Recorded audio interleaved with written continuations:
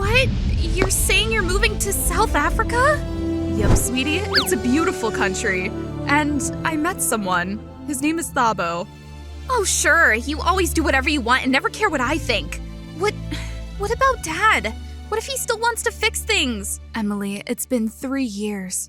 I stopped talking and went back to my room. Hey, I'm Emily, 15. Sorry for dragging you into that little mother-daughter mess, but yeah, I've always felt like a doll in her hands. I wanted her family back, but now she wants a new one with someone else? She's never asked what I want or how I feel. Fine, whatever. South Africa might be interesting. The second I stepped out at Cape Town Airport, the air felt different. Warmer, drier. So this is South Africa. Not quite yet. We've got a whole journey ahead. She was already ahead of me. Typical her. Then I saw him. Had to be her Thabo, waving at us. He looked elegant, classy, and definitely loaded. Standing next to him was this tiny burst of energy with braids and the brightest grin ever. Thabo nodded once, and that little one powered up and dashed straight at me. Emily! I've been waiting a whole hour! She smacked into me with a big hug. Okay. I'm Zinli, Thabo's daughter. I'm 10, you're 15. I know. Let's go home now. Dad and I make cook sister. They're super sweet, but so good. Thanks, kiddo. She grabbed my stuff and Mom's and zoomed ahead like a boss. She was kind of cute, not gonna lie. Clearly, Mom had met her before during past trips here. Oh, right. Mom's a wildlife researcher. That dinner was a whole experience. The table was loaded with over 10 different dishes. There was a spicy stew with something that looked like cornmeal mashed potatoes. Later I learned it's called pap. The grilled meat had this weird smoky flavor, but it was actually super tasty. Yum. So, Emily, how was the flight? Long and loud. Mom gave me that death stare that said, be polite or I'll vaporize you. Wanna play the eye game, Mom? Try the boba tea! She scooped a huge spoonful of minced meat onto my plate while Thabo and Mom kept chatting. I have to get back to work tomorrow. I'll drive you. Some of the lions aren't eating. They need your help. Wow, moving here is great for your job, but tell me, if Thabo wasn't director of a whole safari and, rich, would you still move us halfway around the world? The whole table went dead silent. Thabo didn't say a word and Mom just froze. Only Zinli kept on munching happily. She had no clue I just dropped a verbal bomb that could start a civil war. There was a welcome party for us after that. The yard was packed with neighbors from all around. Zinli dragged me from group to group, showing me off like I was a rare Pokemon card. This is Emily! She's from America! The kids clapped. I gave a quick wave and tried to sneak off like a ninja. Before Mom could parade me like some limited edition Barbie. I was super jet-lagged, so I headed to the backyard for some quiet, just when I crashed into someone. Whoa! Express train from America? Sorry, didn't see your face. It's so forgettable. And you look like every American girl ever. But hey, let's not ruin this moment. I'm Toomey, 15. I live next door. Nice. Hi, neighbor. I didn't take his hand and just walked off, but then I stepped on an empty soda can and totally wiped out, right in front of the kids and Toomey. I was so embarrassed. I just crawled back into the house like a worm and didn't dare look anyone in the eye. Next morning, Mom asked for my papers for school stuff. That's when I realized my wallet was gone. Oh, croutons, my ID was in there. And worse, the one family photo with Dad. I bolted out, trying to rewind my brain like CCTV footage. Then I saw him, Toomey, waving like crazy. And yep, in his hand was my wallet. Hey, this yours, Miss America? Emily? Where'd you... It fell when you totally face-planted last night. Sorry, I tried to give it back. But dang, you were fast. You saw the photo inside, didn't you? Please, don't tell anyone. If someone finds out, well, my mom's already got a new family now. I promise I won't. Toomey smiled and held out his hand. This time, I pinky swore back, genuinely. Right then, Zinli came flying in, yelling about a trip to Muizenberg Beach. Yeah, I'm in for sure. We packed up snacks and tents. The colorful little beach houses at Muizenberg looked like candy drops. Zinli dashed off to pitch the tents while Toomey pulled out 2 kites. Ready to lose? In your dreams. We raced across the sand. Toomey's kite caught the wind first, and he shot me that smug little grin. But a second later, mine took off too. See? Mine's just a late bloomer! Yeah, happiness comes for you too. Just on its own time. You've got to open up. I blinked at him, kinda stunned by how deep that was. He'd seen the photo in my wallet, but the second I zoned out, my kite string turned into a noodle mess. Yeah, kinda like my life right now. Here, let me help. Our hands brushed while untangling it. The beach suddenly felt quieter. The wind picked up. Zinli's ukulele strumming floated through the air. This place, it feels like a dream I used to have as a kid. But the adventures didn't stop there. The next day I found myself in Thabo's car on the way to Congo Caves. Yep, a real family trip. The cave entrance looked straight out of a sci-fi movie, and it only got more magical the deeper we went. Everything looked so ancient, like time had forgotten this place. I wandered behind to snap some pics, until I realized I'd lost the group. 10 minutes passed, no one in sight. Okay, fine. I was a little scared. My eyes were tearing up. Found you! Thabo appeared with a flashlight and that same gentle smile. You're not gonna yell at me, right? Nope. I've gotten lost staring at nature too. He led the way. I followed behind his tall shadow, feeling safer than ever. Once, I got lost in Naisna Forest. 7 hours. Just birds and monkeys. It was the best day of my life. That's when I really started noticing animals. And hey, you captured the best photo today. Not with your camera, but right here. He tapped lightly on my temple. I smiled. I finally got why Mom cared so much about this man. When we got back outside, Mom hugged me tight. She worried sick. I'm okay, Mom. Thabo found me before I totally peed my pants. I gave her a pat on the back, and just like that, the heaviness in my chest started to fade. Later that afternoon, the Jeep rolled across glowing golden grass. We were in the middle of the safari where Thabo worked. The car stopped a little ways from a herd of elephants. Then Mom appeared in her ranger vest and wide-brimmed hat. She looked different, like she was living her dream. That's Moya! She pointed at the biggest elephant. It means wind in Xhosa. 6 years ago, Moya came here with an infected leg, got caught in a wire snare. We didn't think she'd make it, but she did, because she had a baby and she knew she had to protect it. Aw, Moya's such a good mom! The trip wrapped up right before night falls. Zinli had gone back to the office with Thabo. I went to find Mom. She was still at the edge of the safari, scribbling something on her clipboard.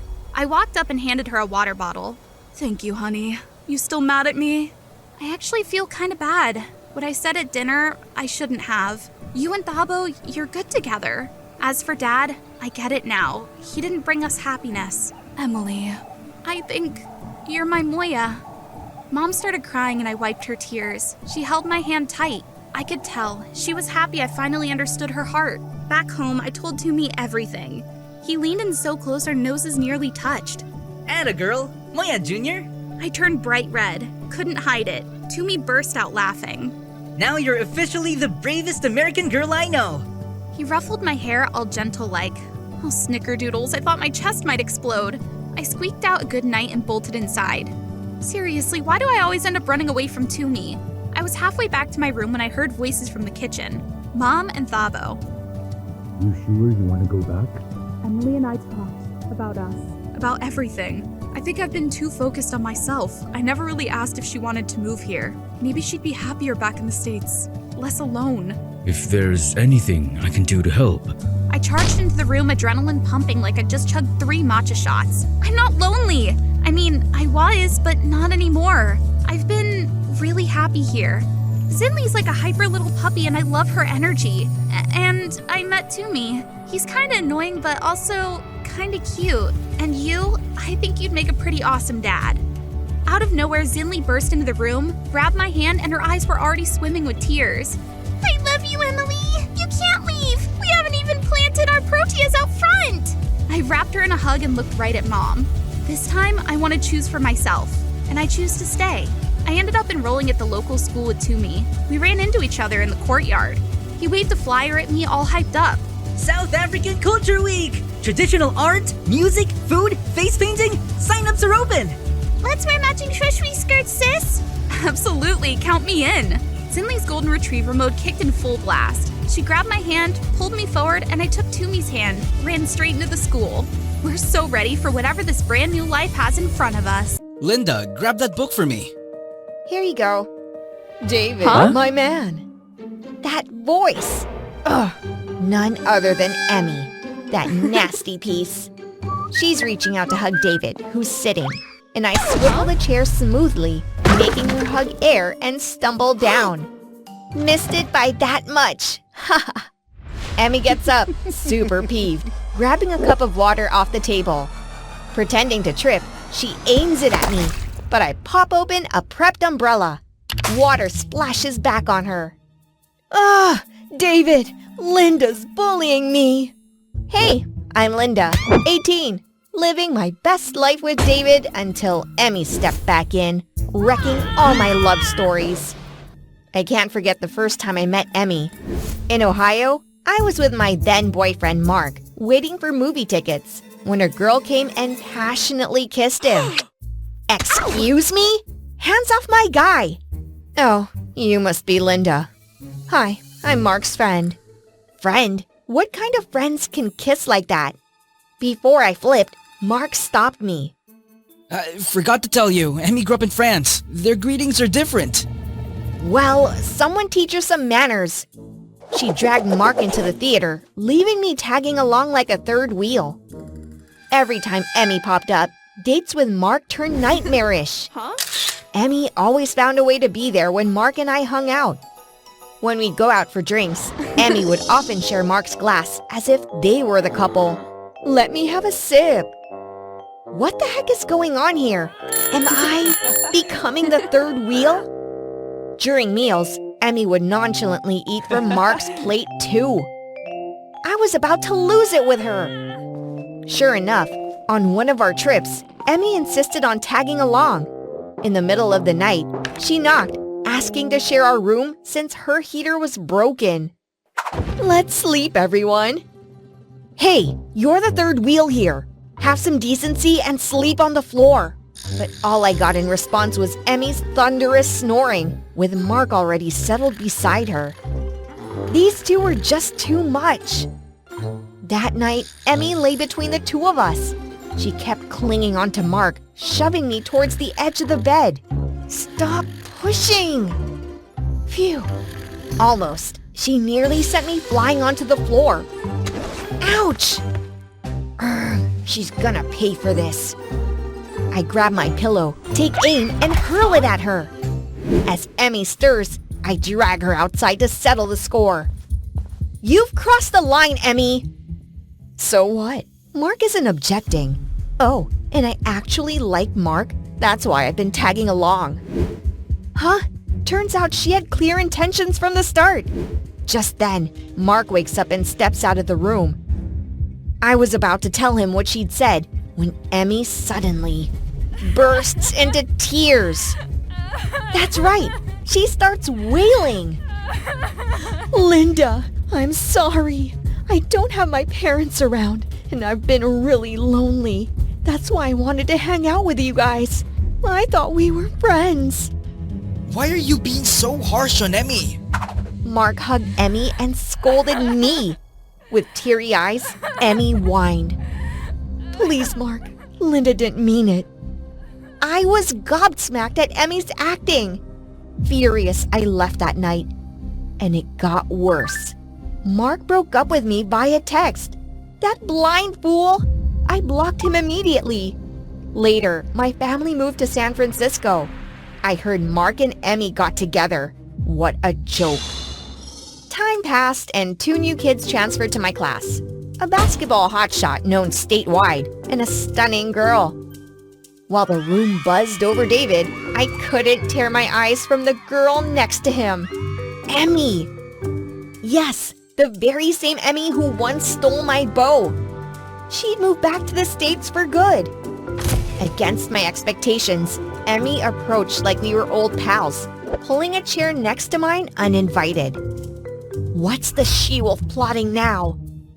Oh, Linda, I broke up with Mark. No hard feelings, okay? Dream on. I stepped out, paying her no mind. During gym, while I'm lost in thought watching basketball, a ball unexpectedly smacked into me. Hey, could you toss that back? Emmy was grinning at me. She could have gotten the ball herself.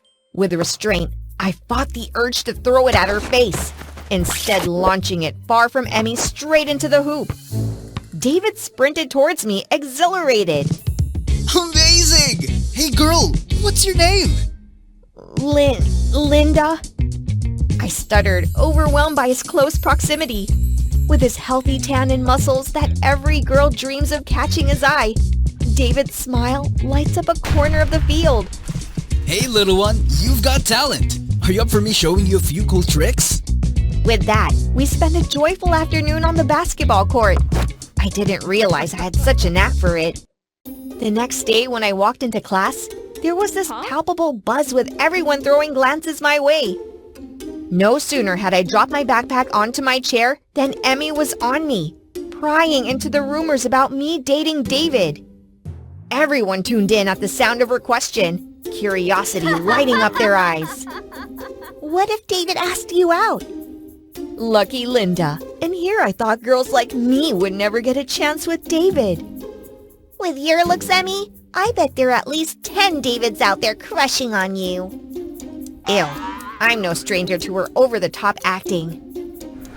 Then, in comes David, spinning a basketball on his finger, all smiles at me. Linda, wanna catch a basketball game this afternoon? The class erupts and I'm flushed, center stage for the first time. As I hesitated, about to decline, I caught Emmy's peculiar gaze at David. Well, who wouldn't fall for this guy? Without a second thought, I swung towards David and agreed. Score! Emmy's eyes switched to furious. Let's see her act her way out of this one. The next day, David and I were courtside. We were settling in when I sensed something was missing. And sure enough, there she was. What a coincidence, bumping into you guys here. Yeah, right. What a coincidence. Ah! Does she go nuts? Sorry, Linda.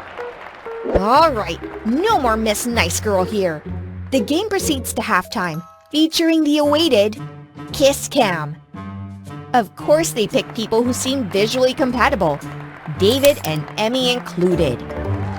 With the crowd's pressure, Emmy lunged at David, seemingly ready to devour him. Emmy, what are you doing? Watch me turn the tables, Emmy. I swiftly pulled David to me and planted a peck on his cheek. Linda? The camera stayed on us. Receiving an unexpected kiss, David froze. Then he pulled me closer and kissed me on the lips. Holy moly! Emmy looked like she was about to explode. Days following, the wolfish Emmy began to bare her fangs. As David and I chatted on the basketball court, she approached, hoping for some basketball tips from him. Same old innocent act. But did she think she could outplay me again? I smiled warmly at Emmy. Emmy, if you haven't played before, you should start with the basics. Let me teach you. Once you advance, you can ask David for help. So the whole afternoon, I had Emmy running around like a headless chicken, fetching balls I threw all over the court. After that session, she never set foot on the basketball court again, aching all over. Serves her right. A few days later, our school organized a camping trip. During the campfire, Emmy started sharing our old love story with Mark to the entire class, twisting it to seem like I was the homewrecker. Sneaky little... acting all sweet, but plotting behind my back. I calmly walked over.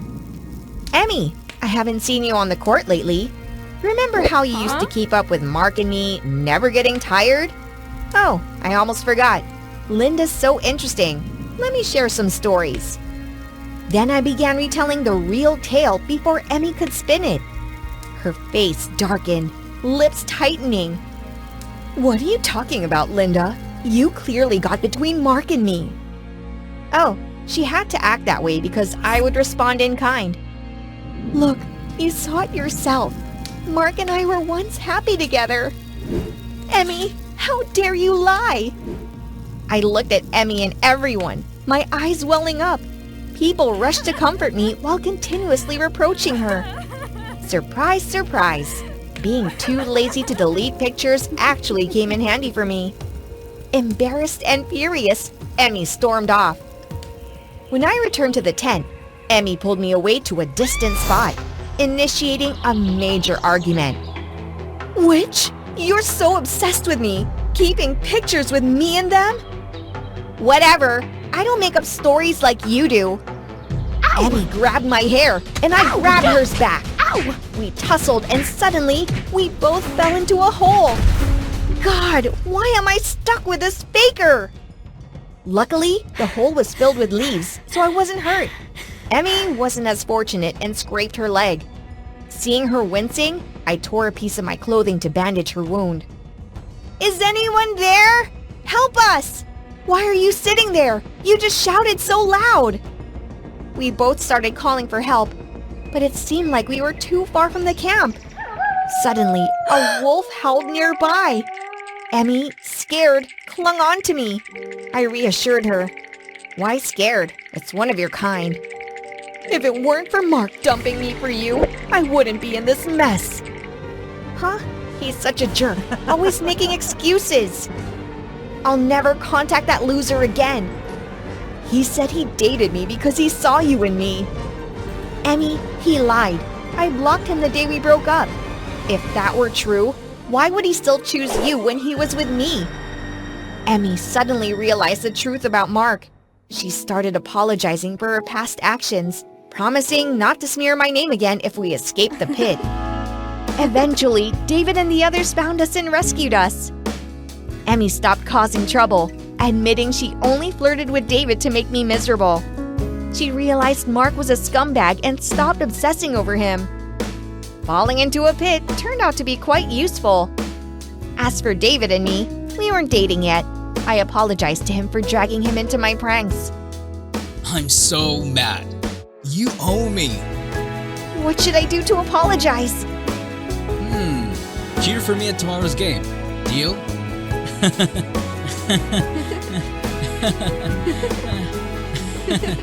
I opened my eyes just to find my room was an absolute wreck after one wild night. I bolted upright and tripped over something sticking out from under my bed. A guy was sleeping there. Hey! I gave his cheek a light tap, but he just scrunched up his face lazily and drifted back to sleep. Before I could give him a wake-up slap, his eyes flew open and we just stared at each other, frozen. What are you?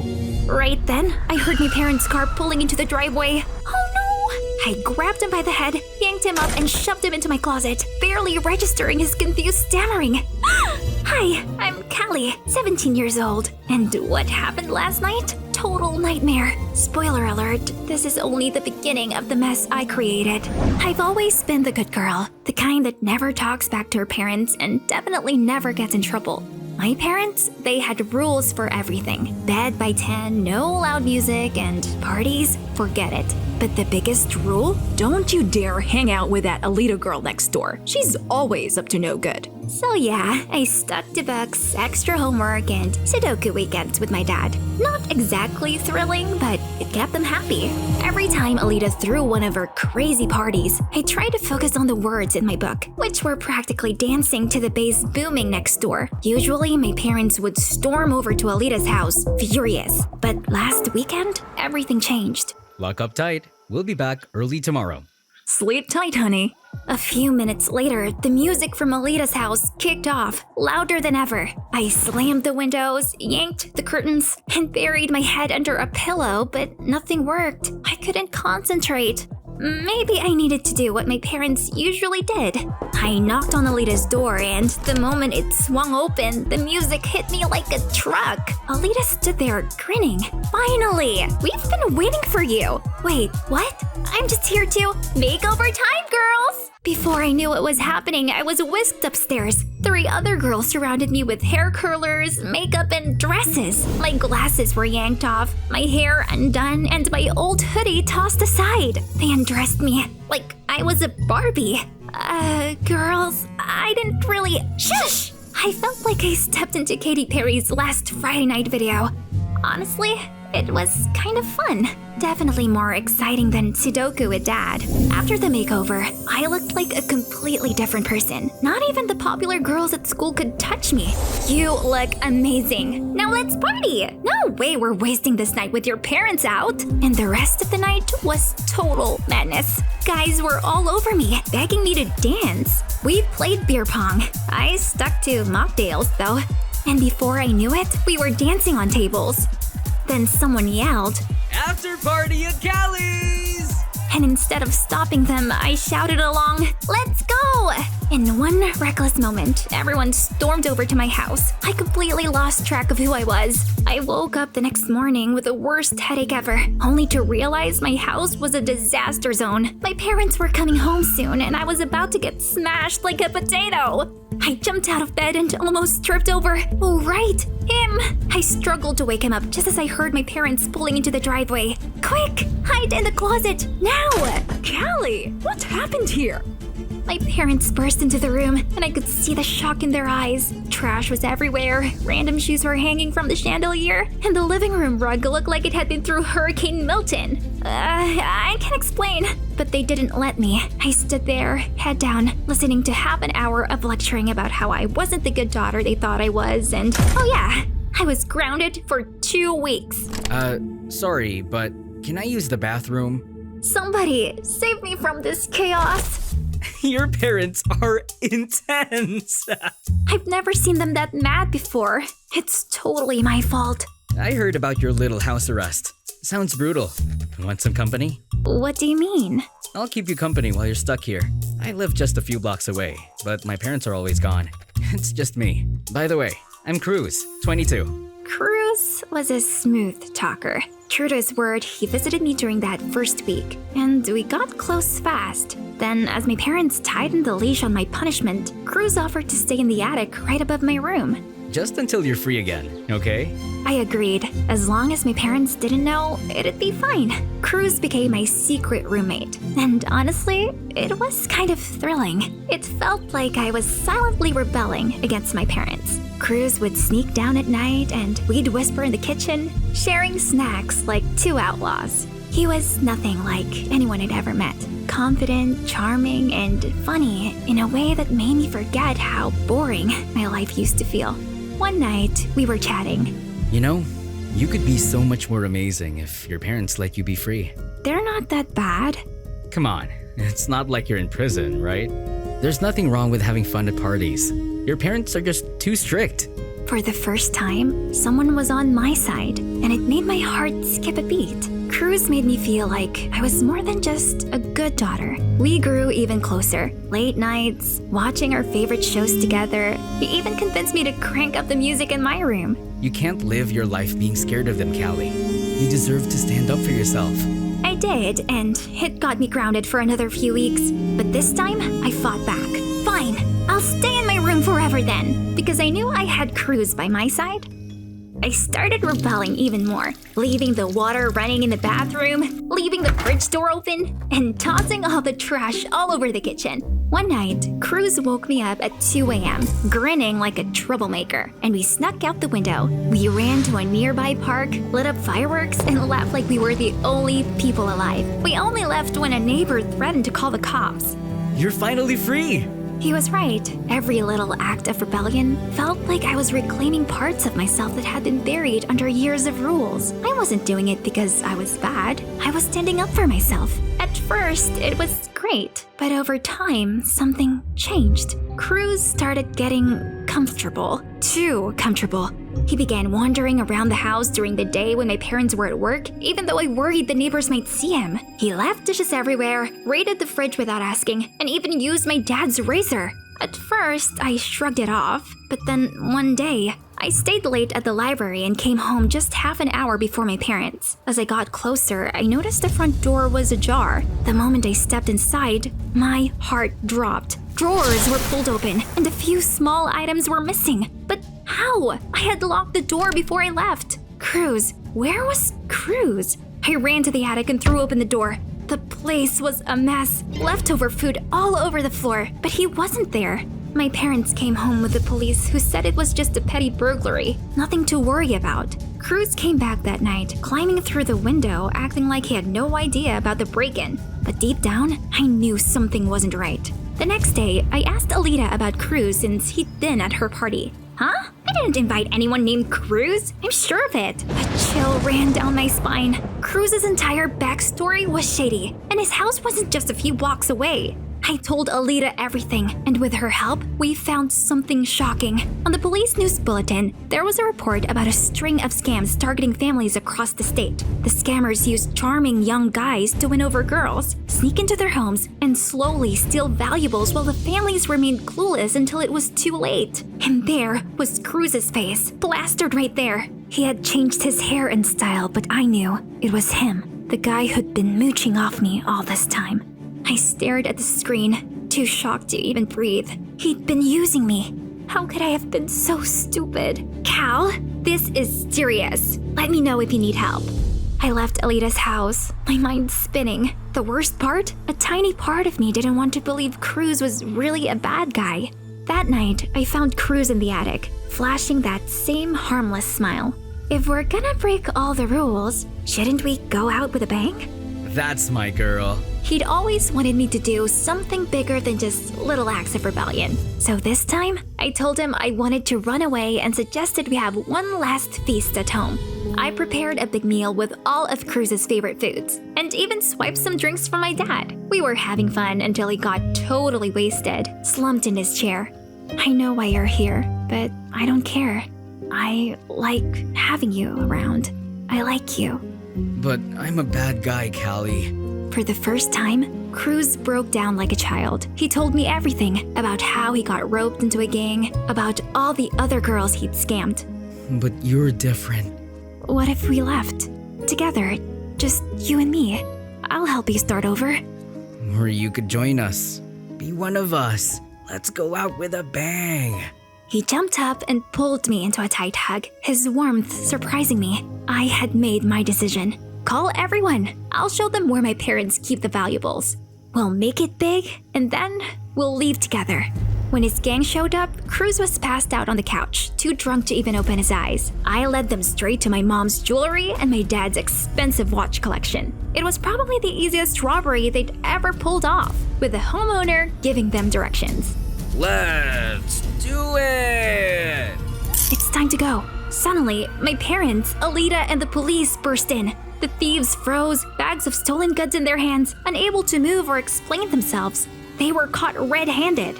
You set me up? What did you expect? I'm smarter than you think. The police dragged Cruz and his gang out of the house. As the door slammed shut behind them, the chaos finally died down. It was over.